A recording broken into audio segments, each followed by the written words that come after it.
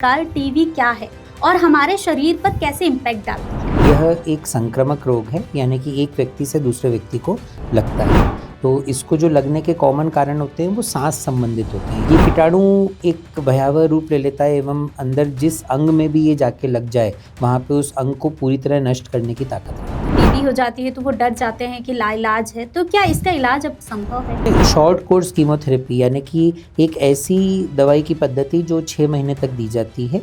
तो उसको अगर कोई व्यक्ति नियमित ले तो ये कुछ प्रकार के एंटीबायोटिक्स रहती हैं। तो वो एंटीबायोटिक्स नियमित लेने से निश्चित रूप से टीबी को ठीक किया जा सकता है, मरीज को टीबी मुक्त किया जा सकता है। खांसी आने पे लोग कहते हैं कि टीबी हो सकता है, आप चेकअप करवाइए। टीबी अंदर एक छाला कर देता है जिससे व्यक्ति को बलगम वाली खांसी या खकार में खून आ सकता है।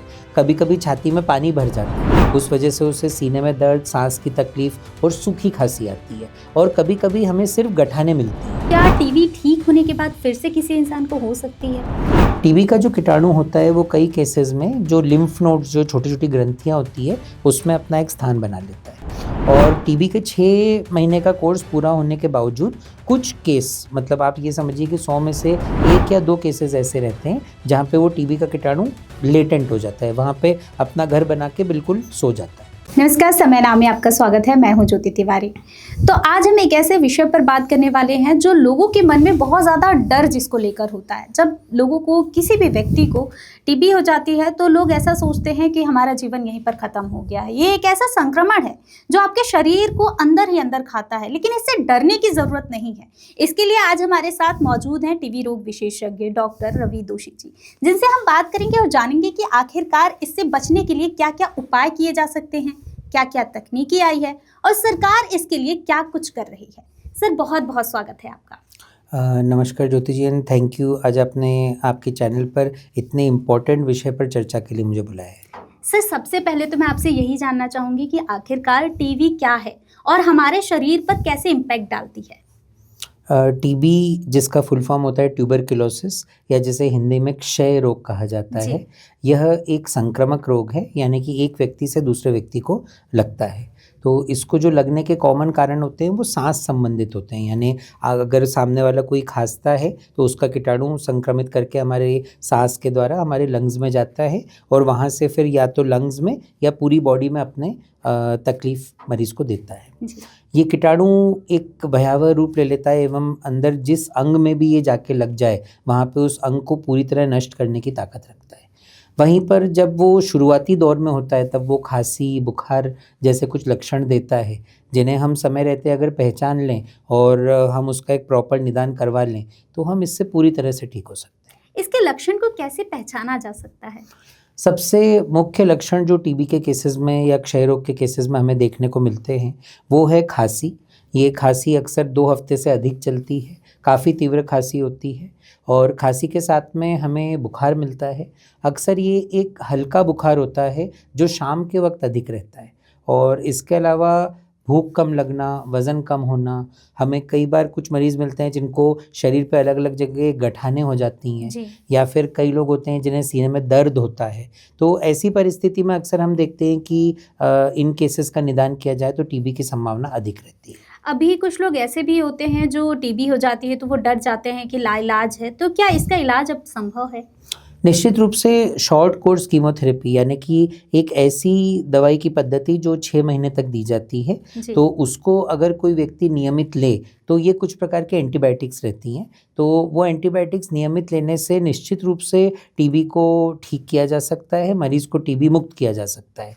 पर यहाँ पर बात ये समझना ज़रूरी है कि समय रहते निदान बहुत आवश्यक है, क्योंकि टीबी के कीटाणु के अंदर इतनी शक्ति होती है कि अगर हम ज़्यादा लेट हो गए तो कभी कभी वो अंदर स्कार छोड़ देता है, डैमेज उसका काफ़ी हो जाता है। कई बार वो छाती में पानी भरवाना, पेट के अंदर आपकी आंतें चिपक सकती है। अगर कुछ केसेस में ये हड्डी, रीढ़ की हड्डी में चले जाए तो रीढ़ की हड्डी को गला भी सकता है।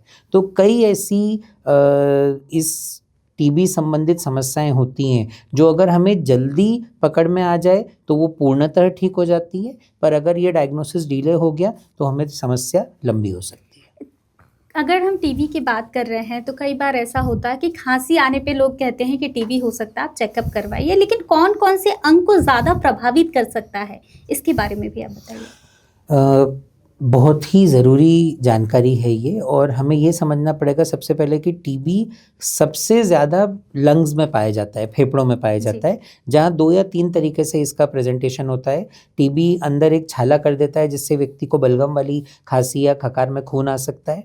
कभी कभी छाती में पानी भर जाता है, उस वजह से उसे सीने में दर्द, सांस की तकलीफ और सूखी खांसी आती है। और कभी कभी हमें सिर्फ गठाने मिलती हैं। ये गठाने अक्सर हमें छोटी उम्र, कम उम्र या डायबिटिक पेशेंट्स में मिलती हैं। तो उसमें आवाज़ में बदलाव आना, मद्दा बुखार बना रहना, वजन कम होना, ऐसे लक्षण होते हैं। Lungs most of the time TB का मोस्ट फेवरेट जगह रहती है, क्योंकि वहाँ पे उसे भरपूर मात्रा में ऑक्सीजन और पोषण मिल जाता है। अन्य जगह टीबी के जो फेफड़े के बाहर की झिल्ली होती है, जहाँ पानी भर जाता है, पेट के अंदर टीबी के केसेस काफ़ी मिलते हैं। लिम्फ नोड यानी कि जो छोटी छोटी ऐसी ग्रंथियाँ होती हैं हमारे गले में, पेट में, शरीर के कई भागों में, जहाँ पे कई बार टीबी का कीटाणु जाके हम बिल्कुल फिक्स हो जाता है और वो उनकी साइज़ बढ़ा देता है। वो स्वेलिंग ऐसी रहती है कि दर्द नहीं करती है, बिल्कुल कोल्ड रहती है। तो व्यक्ति अक्सर उसको इग्नोर कर देता है कि ये तो कुछ नहीं है, छोटी मोटी फुंसी है। पर समय के साथ जब वो फुंसी का आकार बढ़ता जाता है, फिर जब उसका निदान होता है तो समझ में आता है कि यार यहाँ तो टीबी हो गया है। तो जो सबसे ज़्यादा कॉमन हम देखते हैं टीबी, वो लंग संबंधित रहती है। उसके बाद प्लूरा यानी जो झिल्ली में पानी भरना है, उसके बाद पेट की टीबी और रीढ़ की हड्डी की टीबी और मस्तिष्क की टीबी। मस्तिष्क की टीबी काफ़ी गंभीर टीबी मानी जाती है। शरीर का कोई भी अंग ऐसा नहीं है जो टीबी से अछूता है, पर सबसे ज़्यादा कॉमन लंग्स है। जी, पहले के टाइम की और अब के टाइम की अगर हम बात करते हैं तो पहले एक दूसरे को छूने से भी लोग डरते थे, ये बहुत खतरनाक बीमारी मानी जाती थी। लेकिन जैसे जैसे समय बदला है, वैसे वैसे तकनीकी भी बदली है और इलाज में भी बहुत सारी चीज़ें आ गई हैं कि टीबी का रोग जो है वो ठीक किया जा सकता है। तो क्या क्या परिवर्तन देखने को मिला है? एक समय था, आप अगर कुछ पुरानी पिक्चरें भी देखेंगे तो देखेंगे कि जब टीबी हो गया तो वो सिर्फ एक ही एडवाइस देते थे कि किसी हिल स्टेशन पे चले जाइए, अच्छी हवा लीजिए और अच्छा भोजन करिए। फिर 1950-60 के दशक में स्ट्रेप्टोमाइसिन नामक दवाई का इजाद हुआ, जिससे एक बहुत बदलाव आया टीबी के मैनेजमेंट में। फिर उसके बाद में जो सबसे बड़ी और क्रांतिकारी जीत मानवता की हुई टीबी के अगेंस्ट, वो थी जब रिफेम्पिसिन और आइसोनियाजिड नाम की दवाइयाँ इजाद हुई, जो 1960-70 के दशक में हुई। 1980-82 से भारत सरकार ने क्षय उन्मूलन को अपना एक उद्देश्य बनाया और 1990 के आसपास से राष्ट्रीय स्तर पे क्षय उन्मूलन कार्यक्रम चलता है। अब पिछले कुछ वर्षों से एलिमिनेट टीबी यानी पूर्णतः टीबी को हमारे सिस्टम से हटाने का कार्यक्रम चल रहा है। समय के साथ में अब परिवर्तन कुछ यूँ आ रहा है कि पहले सैर सपाटा, अच्छी सेहत, अच्छा खाना, उसका इलाज हुआ करता था। फिर जो दवा गोली चलती थी उसमें इंजेक्शन्स होते थे, कई प्रकार की बहुत सारी दवाइयाँ होती थी जो 1.5 साल चलती थी। पर अब जो मेडिसिन है वो 6 महीने चलती है, और यदि व्यक्ति ईमानदारी से वो दवाई ले तो उसको निश्चित रूप से टीबी रोग पर विजय मिल जाती है। जी, टीबी रोग पे विजय की अगर आप बात कर रहे हैं तो क्या टीबी ठीक होने के बाद फिर से किसी इंसान को हो सकती है? टीबी का जो कीटाणु होता है वो कई केसेस में जो लिम्फ नोड्स, जो छोटी छोटी ग्रंथियाँ होती है, उसमें अपना एक स्थान बना लेता है। और टीबी के 6 महीने का कोर्स पूरा होने के बावजूद कुछ केस, मतलब आप ये समझिए कि 100 में से 1 या 2 केसेस ऐसे रहते हैं जहाँ पे वो टीबी का कीटाणु लेटेंट हो जाता है, वहाँ पे अपना घर बना के बिल्कुल सो जाता है। जी। भविष्य में अगर कोई ऐसी स्थिति हुई जब उस सामने वाले व्यक्ति ने कुछ ऐसा करा कि उसकी इम्यूनिटी कम हो गई, चाहे प्रॉपर नींद नहीं ली हो, चाहे प्रॉपर खाना नहीं खाया हो, या फिर उसको कोई दूसरा रोग लग गया हो, तो ऐसी परिस्थिति में इम्यूनिटी डाउन होने पर वो कीटाणु वापस जाग सकता है। पर एक बार टीबी लगने पर जनरली ये कहा जाता है कि 15 से 20% केसेस में रिलैप्स, दोबारा होने की संभावना रहती है। पर अगर कोई व्यक्ति ईमानदारी से अपना कोर्स खाता है तो इसकी संभावना बहुत ही कम रहती है। जी, अगर मेरे घर में किसी को टीबी हो जाता है तो डॉक्टर साहब ये बताइए कि मुझे क्या प्रोसेस फॉलो करनी चाहिए, किस तरीके से मुझे हॉस्पिटल जाना चाहिए, ये सारी चीज़ें एक बार आप बताइए। अगेन बहुत ही ज़रूरी क्वेश्चन, बहुत ही ज़रूरी प्रश्न है ये। पहली चीज़ तो ये है कि आज टीबी का इलाज सर्वत्र अवेलेबल है, एटलीस्ट इंडिया में तो सभी जगह अवेलेबल है, एक छोटे से गांव से लेकर एक बड़े शहर तक। और हमें सबसे पहले जब भी टीबी की डायग्नोसिस होती है तो व्यक्ति अक्सर खांसते हुए या बुखार से त्रस्त होते हैं, तो जब उनका निदान होता है तो किस प्रकार की टीबी है ये सबसे पहले परिवार को समझ लेना चाहिए। अगर लंग्स की टीबी है तो उसमें संक्रामकता बहुत ज़्यादा होती है, तो ऐसे में मास्क का उपयोग करना, जो व्यक्ति टीबी से ग्रस्त है उसको जो परिवार के जो दुर्बल व्यक्ति रहते हैं जैसे बुजुर्ग हुए या बच्चे हुए या घर में कोई ऐसा व्यक्ति हुआ जैसे डायबिटीज़ हुआ, तो उससे थोड़ा सा हमें दूर रखना चाहिए। उस व्यक्ति को इलाज के शुरुआती महीने भर में घर में भी मास्क पहनने के लिए हमें प्रेरित करना चाहिए। सबसे ज़रूरी ये होता है कि जब भी टीबी की दवाई चालू की जाती है तो हमें ये समझना पड़ेगा कि जितना खतरनाक रोग दवाई को भी उतना ही पावरफुल होना पड़ेगा। तो ये जो दवाइयाँ होती हैं उनके कुछ साइड इफ़ेक्ट होते हैं। क्या 100 में से 100 लोगों को एसिडिटी होगी, 100 में से 70 लोगों को लिवर पे सूजन या पीलिया हो सकता है, 100 में से 50 लोगों को जोड़ों की तकलीफ होगी, 100 में से 100 लोगों के पेशाब का कलर लाल आएगा, 100 में से कुछ 20-25 लोग ऐसे होंगे जिनको कुछ अन्य कम पाए जाने वाले साइड इफ़ेक्ट्स भी होते हैं जो हो सकते हैं, जैसे आँखों की रोशनी पर फ़र्क पड़ता है, शरीर के ऊपर जो कालापन थोड़ा सा बढ़ जाता है। 100 में से 90 लोगों को चिड़चिड़ापन आता है, ये होता है। और 100 में से कुछ 30-40 लोग ऐसे होंगे जिनको इलाज में आराम पड़ने से पहले कुछ समय के लिए उनके लक्षण बिगड़ते हुए भी दिखते हैं। तो हमें अगर इन लक्षणों की जानकारी हो तो हम हमारे परिवार को एक स्ट्रॉन्ग सपोर्ट यूज़ करके उस व्यक्ति को गोली खाते रहने के लिए प्रेरित करना चाहिए। दूसरी बात जो सबसे ज़्यादा ज़रूरी है कि टीबी का डायग्नोसिस हर केस में क्लियर कट नहीं होता है। कभी कभी एक बहुत प्रबल संभावना के आधार पे भी चिकित्सकों को टीबी का कोर्स देना पड़ता है। उस समय पर बहुत ज़्यादा ज़रूरी है कि परिवार उस मरीज का साथ दे, क्योंकि गोली की गर्मी से व्यक्ति क्या करता है, आज मैं गोली नहीं लूँगा, कल मैं गोली नहीं लूँगा, वो गोली लेने में लापरवाही कर देता है और वहाँ जन्म होता है टीबी के सबसे भयावह रूप जिसे कहते हैं रेजिस्टेंट ट्यूबरकुलोसिस को। यानी कि जब आप टीबी होने पर टीबी की गोली को नियमित नहीं लेंगे तो आपकी दवाइयाँ ही आपके टीबी के ऊपर काम नहीं करेंगी। तो ज़रूरी इस बात के लिए है कि परिवार उस व्यक्ति को मानसिक रूप से सपोर्ट करे कि आपकी गोली थोड़ी सी गर्म है बट ये खा लीजिए। तो सर कई बार ऐसा होता है कि जब किसी व्यक्ति को टीबी हो जाता है तो लोग भेदभाव बहुत करते हैं, तो उनके लिए आप क्या कहेंगे? देखिए, टीबी के जो भेदभाव की समस्या है ये टीबी की नकारात्मक का एक प्रतीक है। टीबी को राजरोग कहा जाता है। राजरोग इसलिए कहा जाता है क्योंकि वो न सिर्फ व्यक्ति को, शरीर को, उसके मन को, बल्कि उसके परिवार को भी तोड़ देता है और उसका बहुत बड़ा कारण है टीबी से संबंधित डर। एक बात अगर समाज में व्याप्त हो जाए कि आप बीमारी से नफरत करिए पर बीमार से नफरत मत करिए। टीबी एक साध्य रोग है। अगर हमारे किसी प्रियजन को या हमारे किसी मित्र को टीबी होता है तो उसे हमारे जीवन से हटाने की ज़रूरत नहीं है। शुरू के कुछ दौर में जब वो संक्रामक होता है तब हम मास्क पहना दें, हम भी मास्क पहने। बेसिक प्रिकॉशन जिसे कफ एटिकेट कहा जाता है, मतलब खांसते समय मास्क या हैंकरचिप का उपयोग रखें, एक कोने की दूरी बनाए रखें। हमें बार बार अगर कोई टीबी का मरीज़ हो तो उसे ये इसी बात के लिए प्रेरित करना चाहिए कि वो व्यक्ति अपने नाक, आँख, कान, मुंह में बार बार हाथ डाल के इधर उधर टच ना करे। सबसे ज़्यादा टीबी के केसेस में जो संक्रामकता होती है वो खांसी और बलगम से होती है, तो उसके डिस्पोजेबल के लिए ढक्कन वाले जो कंटेनर आते हैं, स्पिटून कहते हैं, वो भी अवेलेबल है। नहीं तो आप किसी भी मिट्टी के बर्तन में मिट्टी भर के उसको एक गमले टाइप बना के उसको भी यूज़ कर सकते हैं, तो उससे वो संक्रमण फैलेगा नहीं।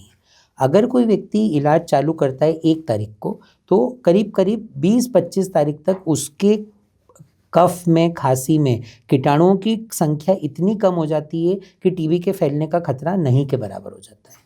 आज दवाई बहुत अच्छी है, इतनी अच्छी है कि हम किसी को भी एक घर, एक टॉयलेट, एक बेडरूम या एक थाली भी यूज़ करने के लिए मना नहीं करते हैं। बस हम यही बोलते हैं कि आप उचित सावधानी रखिए। जहाँ तक कि हो सके घर का जो कमज़ोर हिस्सा यानी कि बुजुर्ग या बच्चे या कोई ऐसे व्यक्ति जिन्हें डायबिटीज़ हो या कोई दूसरी बीमारियां हों, उनको बनती कोशिश शुरुआती दौर में इलाज के संपर्क में या पास में नहीं आना चाहिए। एक बार व्यक्ति को इलाज लग जाता है तो धीरे धीरे कीटाणुओं की संख्या कम होने से ये डर भी चला जाता है। इसलिए आपके इसी चैनल के माध्यम से और दूसरे चैनल से या दूसरे माध्यमों से हमें एक सकारात्मक और सही जानकारी लोगों को देनी है, ताकि ये डर और नकारात्मक कम हो और लोग टीबी के मरीजों को अपनाएं। जी, सरकार की तरफ से भी बहुत सारे योजनाएं चलाई जा रही हैं और जागरूकता फैलाई जा रही है, तो इसके बारे में आप थोड़ा बताना चाहेंगे? टीबी का जो नेगेटिविटी सदियों से फैली आई है, जी, उसको दूर करने के लिए सही जानकारी सबसे ज़्यादा ताकतवर हथियार है, और उसी के लिए सरकार कई लेवल्स पे इसके प्रचार प्रसार को, जो सही एजुकेशन और सही बातें होती है वो करती है, और बतौर प्राइवेट सेक्टर हम भी उसको कंट्रीब्यूट करते हैं। विश्व क्षय दिवस होता है जिसमें कि रैलियां निकाली जाती हैं, कई ऐसे नुक्कड़ नाटक किए जाते हैं जिसमें टीबी के बारे में सही जानकारी दी जाती है, टेलीविज़न पे और मूवीज़ में एड्स आते हैं। जी, और सबसे महत्वपूर्ण चीज़ कि टीबी का न सिर्फ गोलियां बल्कि टीबी संबंधित टोटल जांचें सरकारी अस्पतालों में और सरकारी स्वास्थ्य केंद्रों में, डॉट्स केंद्रों में निःशुल्क की जाती हैं। तो आज जो गोली हम प्राइवेट में लिख रहे हैं, ऑटोमेटिकली वो व्यक्ति को सरकार के द्वारा निःशुल्क प्रोवाइड कर दी जाती है। तो कोई कारण ही नहीं है कि कोई व्यक्ति अपनी टीबी छुपाए और उस टीबी का इलाज न कराए। यहाँ तक कि उसके डाइट, किसी भी टीबी रोगी के आहार के पोषण के ध्यान के लिए सरकार उनके अकाउंट्स में भी कुछ पोषण अलाउंस प्रोवाइड करती है। तो हर रूप से सरकार की तरफ से बहुत मदद है टीबी के रोगियों को। हमारे देश में बहुत ही अच्छा सिस्टम है, यहाँ तक कि वो रोगी जिनको ड्रग रेजिस्टेंट टीबी हो जाती है, उनका इलाज काफ़ी लंबा और महंगा रहता है, वो भी पूर्णतः गवर्नमेंट के द्वारा फंडेड रहता है। जी, अगर कहा जाए तो टीबी से डरने की ज़रूरत नहीं है, जागरूक होने की ज़रूरत है। बिल्कुल सही बात है, हमें देश को जिताना है, टीबी को हराना है। जी, आप हमारे दर्शकों को क्या संदेश देना चाहेंगे? टीबी एक ऐसा रोग है जिसे आप खांसी, बुखार, कम भूख लगना, वजन कम होना, इन साधारण लक्षणों से आप अगर हमारे परिवार में या किसी खुद में भी देखें तो जल्द से जल्द अपना परीक्षण कराएं। और अगर डॉक्टर टीबी की घोषणा आप में कर देते हैं तो it is not the end of the world. ऐसा नहीं है कि सब कुछ खत्म हो गया। आप बिल्कुल विश्वास से उस दवाई को लीजिए, आप देखेंगे कि कुछ हफ्तों में ही आप दोबारा अपने नॉर्मल सेल्फ में आ जाएंगे और 6 महीने के इलाज में आप इस बीमारी से ठीक हो जाएंगे। तो अभी हमने सर से बात किया और जाना कि टीबी एक लाइलाज बीमारी नहीं है, इसका इलाज संभव है। तो अगर आप भी कभी आपके परिवार में या फिर आपके किसी भी परिजन को टीबी होता है तो सबसे पहले भेदभाव ना करें, उनका सहयोग करें और टीबी के लिए लोगों को भी जागरूक करें और खुद भी जागरूक हो। ऐसी वीडियोस के लिए बने रहें समय नाव के साथ और देखते रहें समय नाव। धन्यवाद। प्योर श्योर दूध और घी, माँ के प्यार सा, मिलावट से दूर, भरोसे से भरपूर, प्योर भी श्योर भी।